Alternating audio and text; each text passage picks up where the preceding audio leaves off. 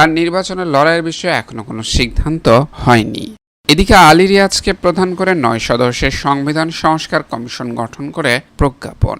রাষ্ট্রবিজ্ঞানী ও লেখক আলী রিয়াজকে প্রধান করে 9 সদস্যের সংবিধান সংস্কার কমিশন গঠন করেছে অন্তর্বর্তীকালীন সরকার। সোমবার এই কমিশন গঠন করে মন্ত্রিপরিষদ বিভাগ থেকে প্রজ্ঞাপন জারি করা হয়েছে। পরে প্রজ্ঞাপনটি গেজেট আকারে প্রকাশিত হয়। সংবিধান সংস্কার কমিটিতে সদস্য হিসেবে রয়েছেন ঢাকা বিশ্ববিদ্যালয়ের আইন বিভাগের অধ্যাপক সুমাইয়া খায়ের, বারলট ল, ইমরান সিদ্দিকী, ঢাকা বিশ্ববিদ্যালয়ের আইন বিভাগ এর অধ্যাপক মোহাম্মদ ইকরামুল হক সহ আরো অনেকেই।